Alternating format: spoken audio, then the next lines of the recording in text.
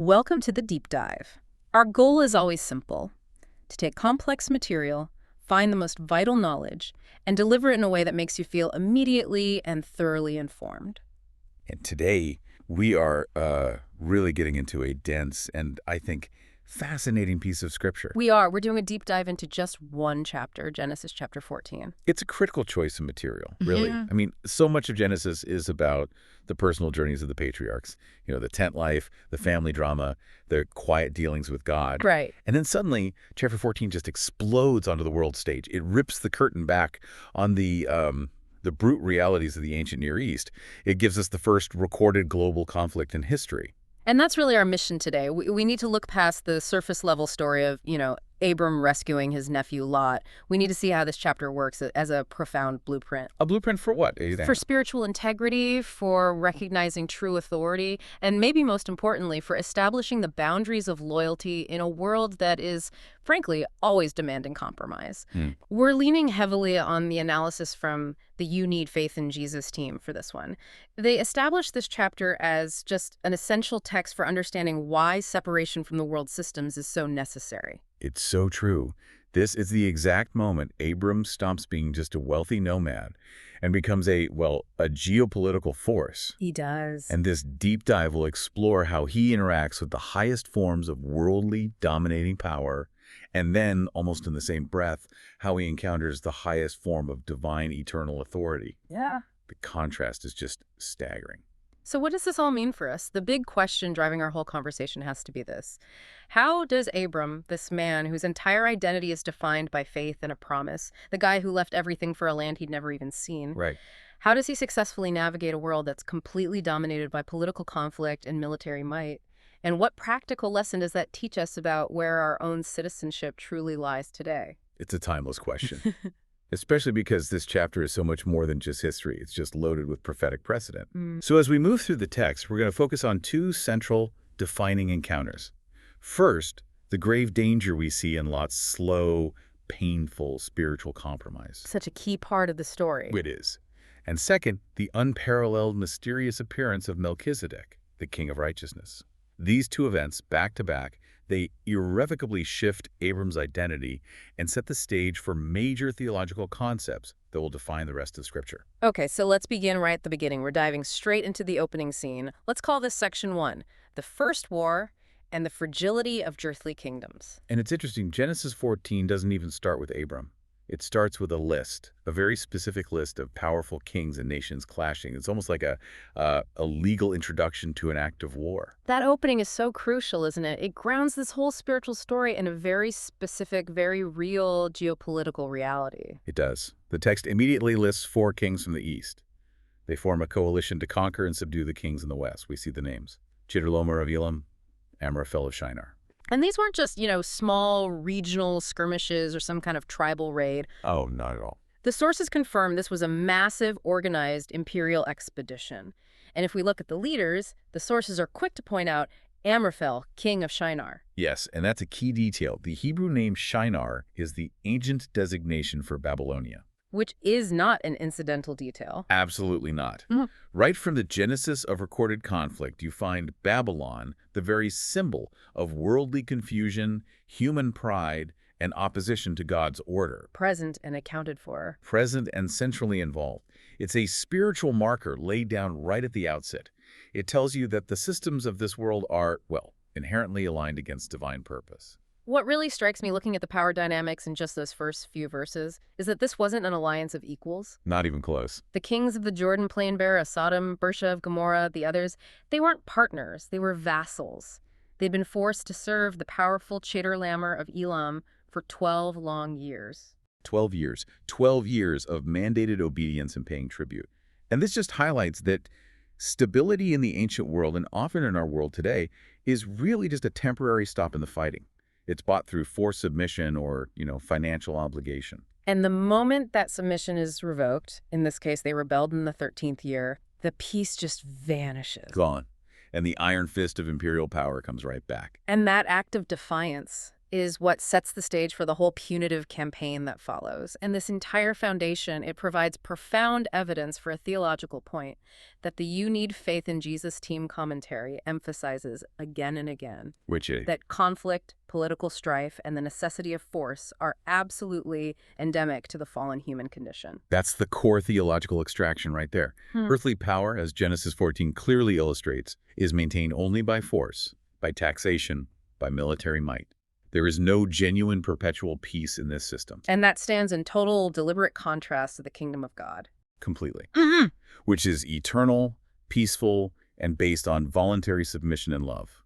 The narrative is setting up this foundational contrast so that when Abram finally does act, his authority is undeniably rooted in faith and divine promise, not in imperial conquest or some human alliance. To really appreciate the scale of this conflict, let's lay out the precise text that establishes this foundation. This is the King James Version of Genesis 14, verses 1 through 4. Let's hear it. Genesis 14.1.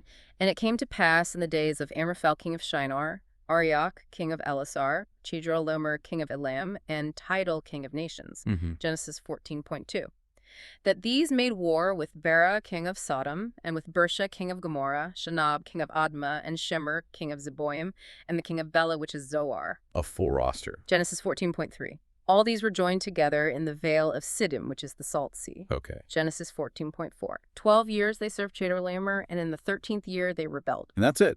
That is the formal declaration of war. It's a precise account of vassal states clashing with their imperial overlords. And when we read these specific lists of names and places, we're meant to be reminded that the rise and fall of nations, the shifts in geopolitical dominance, they're the constant reality of history. And the source commentary reminds us that this isn't some historical anomaly. This is a constant reality until the end of the age. And they draw a direct line from this to something Jesus himself addressed, confirming that this structural instability is a constant. It gives believers, well, context for how we should react to global instability and the constant shifts in political power. It raises a really powerful question. Why does the divine narrative spend time detailing this specific war? Right. It is to establish the baseline reality that God's people live within a world of ongoing structural turmoil. And if you know this, then Jesus' instructions to his followers about future conflicts become incredibly relevant. We have the full quote from Matthew 24, verse 6, which is the prophetic parallel to the chaos we're seeing in Genesis 14. Matthew 24.6. And ye shall hear of wars and rumors of wars. See that ye be not troubled, for all these things must come to pass, but the end is not yet. See that you be not troubled. That's the key directive. Recognizing that this instability is structural, not exceptional. Yes. And the application the You Need Faith in Jesus team draws from this is direct and powerful. This political volatility, seen in both Genesis and in New Testament prophecy, reminds us that earthly power, alliances, security, it's all fundamentally transient and fragile. Which leads us directly to practical step 1 for you, the listener, today. We are challenged to deeply review where our ultimate security and confidence are placed. Kingdoms rise and fall, alliances shift daily. The global landscape is constantly trembling. It is, but the focus of the believer has to be shifted entirely to the unshakable kingdom of God. It's a necessary reframing of your citizenship. We're not called to just ignore the world, but we have to recognize its inherent instability and absolutely refuse to grant it our ultimate trust or loyalty. Exactly. If you are placing absolute, unshakable trust in geopolitical stability or national strength or a specific political faction, the sources would suggest that it's a form of idolatry that Genesis 14 warns us against right from the beginning. And Abram is about to act, but his motivation isn't loyalty to any earthly kingdom. No. It's loyalty to family, which is derived from his singular loyalty to the Most High God. Okay, let's transition now into section 2. This is where we see the campaign, the slime pits, and the price of compromise. Right. And this section details the brutal execution of the Eastern King's strategy. But more importantly, it gives us a profoundly sobering look at the consequences of Lot's spiritual compromises. The military strategy of Chedorlaomer was incredibly sophisticated. The source commentary we're using points out that in the 14th year, the Eastern kings didn't just immediately descend upon Sodom. No, they didn't. They were focused on a larger, more strategic goal first. They secured the flanks. Exactly. Yeah. Their initial move was to strike these powerful tribes to the south and east. The Rephaims, the Zuzims, the Emans, traveling hundreds of miles. Why do that first? It was crucial because they were securing the King's Highway, the main trade and travel route. They were making sure their supply lines were clear and their path back east was safe before they even bothered with the small, rich targets in the Jordan Plain. The sources reference Deuteronomy 2, verses 10 and 11, which describes these defeated tribes as people great and many and tall and associated with the giants of old. Why is that detail important? Well, it emphasizes the sheer, overwhelming military discipline and force of Chedorlaomer's army. So they weren't just putting down a small rebellion. Not at all. They defeated formidable, warlike opponents first. This makes the subsequent rout of Sodom and Gomorrah, those soft, prosperous targets in the valley, seem utterly inevitable. Their localized wealth had just given them a false sense of security. So the local kings, Bera and Bersha, they were completely outmatched. And this brings us to the site of the final battle, the Vale of Siddim. And the text notes this valley was full of slime pits. And this is where the narrative becomes a powerful metaphor. The Hebrew word refers specifically to bitumen or asphalt. Now, that bitumen wasn't just a physical feature of the landscape. It was a key economic asset. The sources note the bitumen was the region's wealth. It was used for construction, waterproofing, shipbuilding, trade.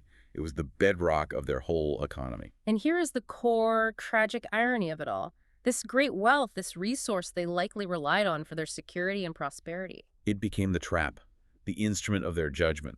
The kings of Sodom and Gomorrah were routed, they fled the battle, and they fell directly into the very slime pits that fueled their civilization. Wow. It's a profound, visceral illustration of a spiritual law. The things the wicked trust in most, the sources of their earthly confidence, their wealth, their schemes, their material resources, they often become their greatest snare, the very mechanism of their destruction.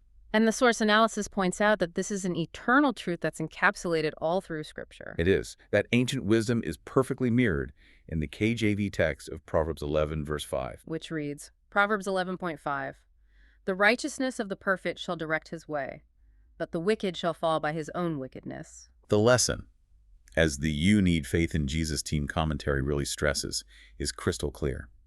Relying on worldly resources or navigating through what they call the slime pits of cultural compromise for material gain. It offers no guaranteed protection when the day of trouble comes. True safety is found in separation and integrity, on the high ground of God's presence, not in the lowlands of worldly commerce. Exactly. And this analysis provides the perfect, chilling context for the tragedy of Lot. The victorious army sacks the cities, takes the goods, the provisions. But verse 12 gives us the narrative pivot that should be a warning to every single believer. It is the consequence of his choices. Let's look really closely at the progression of Lot's gradual spiritual slide. Here's the verse, Genesis 14:2. "And they took Lot, Abram's brother's son, who dwelt in Sodom and his goods, and departed." That phrase, "who dwelt in Sodom," it just carries enormous weight. It does. Because if we remember, Lot originally separated from Abram and he pitched his tent towards Sodom. That was the first compromise, just a willingness to look in that direction. Now he is fully dwelling in it. He's completed the journey from a cautious observer to a full embedded resident. And by integrating himself fully into Sodom, likely for the economic advantages that the city offered, he aligned himself with its spiritual destiny. He suffered the exact same fate as the wicked citizens. He lost his liberty, his property, simply because he chose proximity to wickedness over separation unto God. It's a profound spiritual desensitization that just happens gradually over time. Mm-hmm. But wasn't Lot considered a righteous man? This is where the nuance is so critical. How could a righteous man fall so easily into the trap of a wicked city? Well, we aren't left to just speculate about his internal state. The Apostle Peter, centuries later, confirms Lot's righteousness, but he provides this devastating insight into the cost of his compromise. He was righteous, yes, but he was miserable. Let's read that crucial apostolic reflection from the KJV. This is 2 Peter chapter 2, verses 7 and 8. 2 Peter 2:7. "And delivered just Lot, vexed with the filthy conversation of the wicked." Vexed. And then verse 8, 2 Peter 2:8. "For that righteous man dwelling among them in seeing and hearing, vexed his righteous soul from day to day with their unlawful deeds." He was vexed. He was tormented daily, spiritually beaten down by the sheer weight of the unrighteousness he saw and heard every single day. So his physical comfort, the reason he chose Sodom in the first place, came at this immense spiritual cost of daily torment.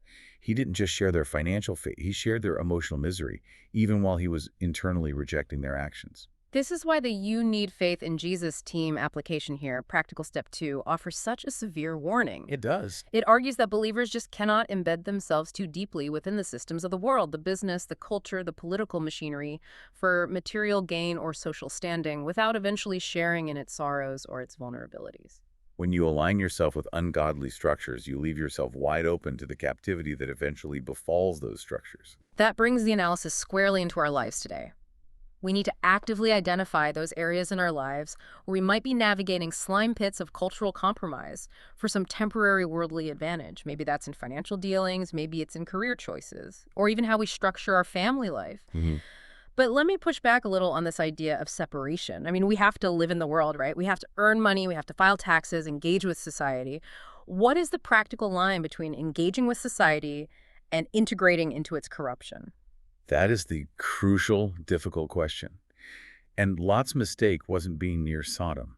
It was integrating himself into Sodom, making its fate his own fate. Okay. The line is crossed when the pursuit of wealth or stability requires you to compromise your convictions or tolerate that daily vexation, or align yourself with systems that you know will eventually fail.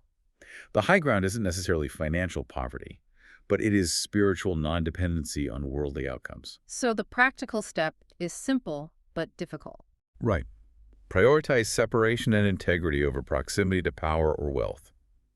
You have to ensure that your safety in times of trouble is guaranteed by your divine alignment, not your earthly address. The terrible news of Lot's captivity is what finally brings Abram into the physical conflict. And this leads us to section 3. Abram the Hebrew, valor, and the call to restoration. And a critical element is introduced right here. The text immediately applies a new title to Abram, Abram the Hebrew. This is the first time the word Ivri appears in the entire Bible. It's a deep identity marker. The source commentary beautifully unpacks the linguistic significance. The root of Ivri means to cross over or pass through. It fundamentally defines Abram as the one from beyond the river, the Euphrates, the man who separated himself from the world's culture and institutions and crossed over into a life defined purely by faith in God's promise. And this identity is so significant because his action, it's not driven by politics or territorial ambition. It is the response of a separated man, a Hebrew, acting on loyalty to save his relative who, tragically, had chosen to re-embed himself in the ways of the world. And he acts with incredible swiftness and valor. He does. And his reaction reveals an astonishing level of discipline and preparation.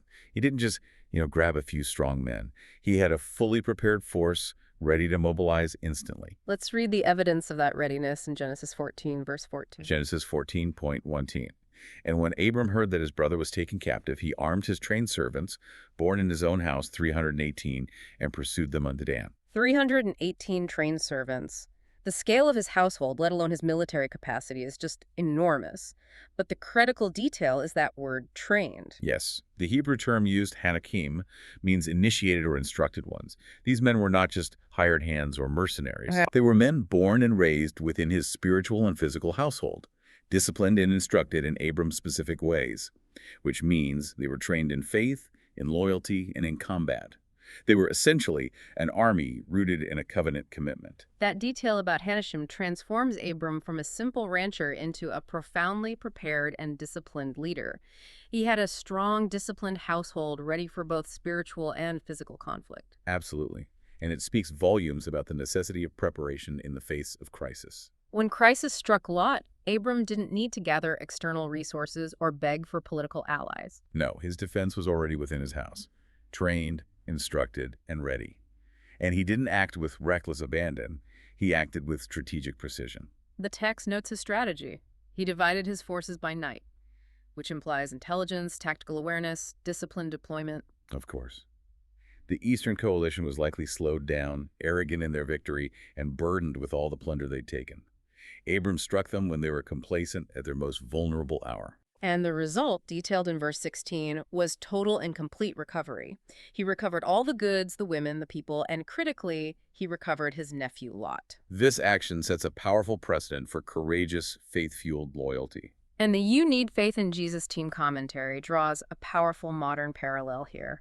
Abram's immediate and disciplined action provides a model for modern spiritual response. Oh, so? The church is called to a similar militancy, not of physical weapons, obviously, but of targeted, strategic, spiritual intercession and action on behalf of those who have strayed or fallen captive. Lot was literally overtaken in a fault. He was taken captive by the very system he chose to dwell in.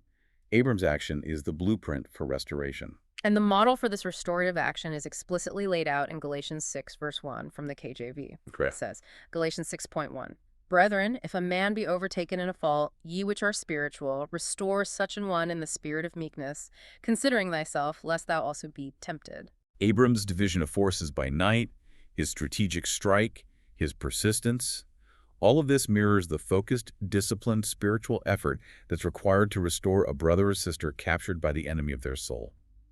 Restoration is not passive. It requires discipline, strategy, and courage rooted in a clear spiritual identity, the identity of the Hebrew, the separated one. And this brings us to practical step 3, the call to rescue. We're instructed to examine our own spiritual circles and identify who, like Lot, may be held captive by sin, by compromise, by worldly entanglement. And crucially, this action demands that we ourselves have to be spiritually trained and prepared, just like Abram's Anakim.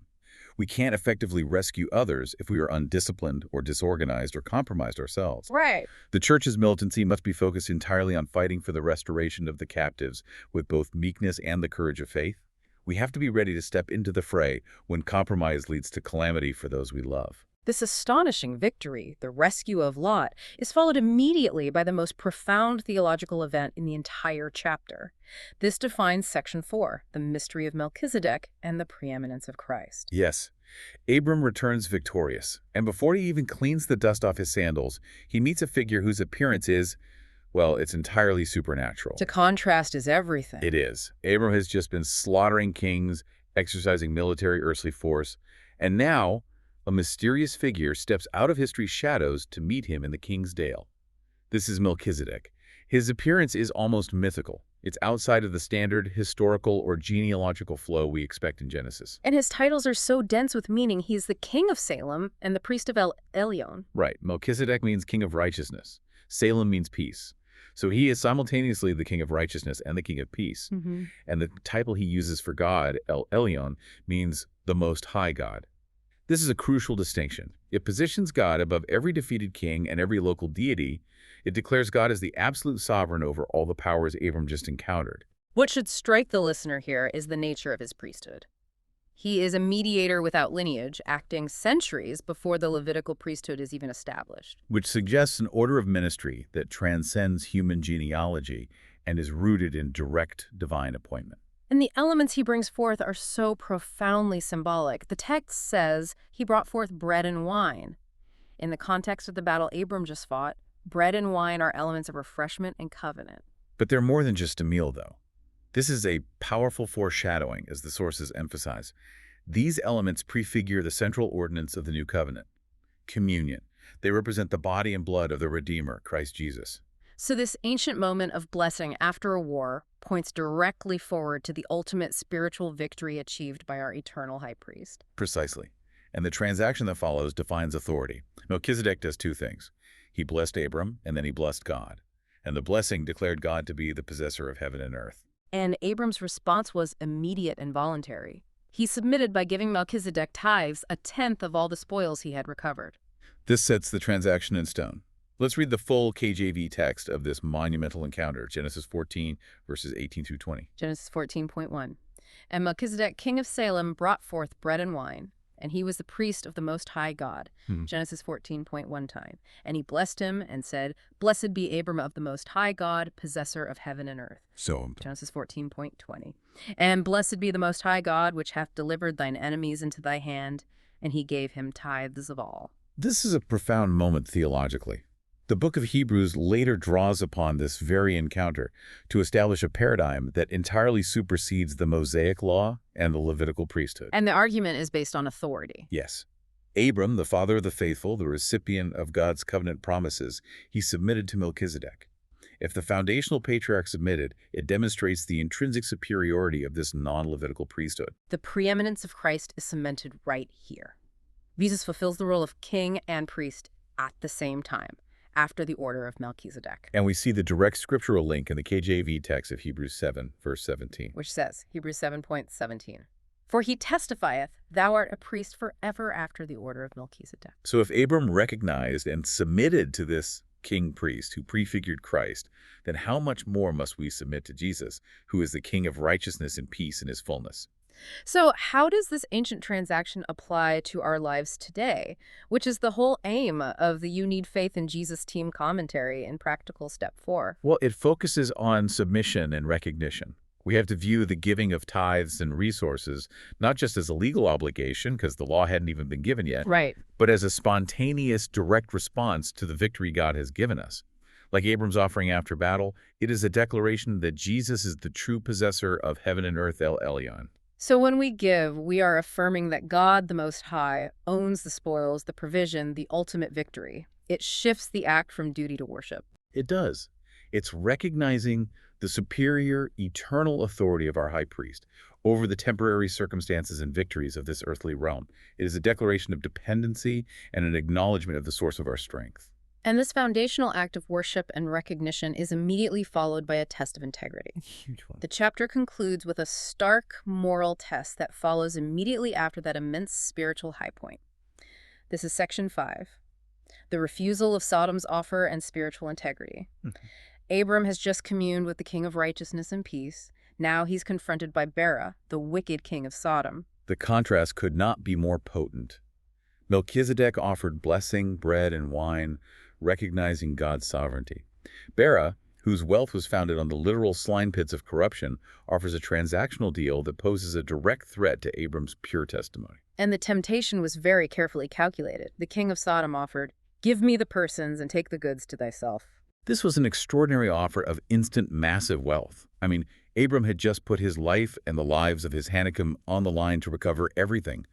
Bera was offering him all the material spoils of war, recovered from 4 powerful Eastern kings with no further effort required. It was the temptation to profit enormously and quickly from a wicked, compromised source. And yet Abram's response was immediate. It was absolute, it was uncompromised, and it was rooted in a solemn oath he swore to El Elyon by lifting his hand. He refused to compromise his dependence on divine provision for worldly gain. He did. And this vow is maybe the most famous part of the chapter outside of Melchizedek. We have to quote this powerful declaration from Genesis 14, verse 23, KJV. Genesis 14:23. That I will not take from a thread even to a shoe latchet, and that I will not take anything that is thine, lest thou shouldest say, I have made Abram rich. Not a thread, not a shoe latchet. That's the Hebrew idiom for total, absolute refusal. Rejecting even the smallest possible amount of credit or connection to that wicked source. Abram understood that his testimony before the world depended entirely on the clarity of his source of wealth. He refused to allow Bera, the representative of that corrupt system, to ever claim, even for a moment, I have made Abram rich. His prosperity had to be seen as coming entirely from God. It was about preserving an untainted testimony. Exactly. If he had accepted the smallest gift, the king of Sodom could forever boast, Abram may follow his ingivable God, but it was my wealth, my spoils that set him up financially. That preservation of a pure testimony was paramount. But let me introduce the point raised in our sources about the complexity here. Isn't that an incredibly high bar, refusing even a shoe latchet? I mean, we all have to operate in the world. We have jobs, we buy, we sell, we interact with systems that are inevitably flawed. How do we apply not a shoe latchet without refusing to engage with society altogether? And that is the crucial differentiation. Abram's refusal wasn't about the goods themselves. It was about the source and the claim. He wasn't saying wealth itself is bad, but that the king of Sodom must not be the one to attribute his wealth. For us, the line is crossed when our dependency shifts. We have to interact with the world, but we must not allow the world's systems to take credit for our divine provision, nor must we compromise our integrity to acquire that provision. The vow protects the testimony of El Elyon's possession and power. And this principle takes us directly to the core New Testament lesson against dual loyalty, contrasting the service of God with the lure of mammon of material gain. This struggle is absolutely timeless. Oh yes. Jesus addressed this precise conflict head-on. He gave us the definitive warning against compromising spiritual service for material profit. The KJV text from Matthew 6, verse 24 is the perfect parallel to Abram's refusal. Which is Matthew 6.24. No man can serve two masters, for either he will hate the one and love the other, or else he will hold to the one and despise the other. You cannot serve God and mammon. That is the absolute crux of the matter.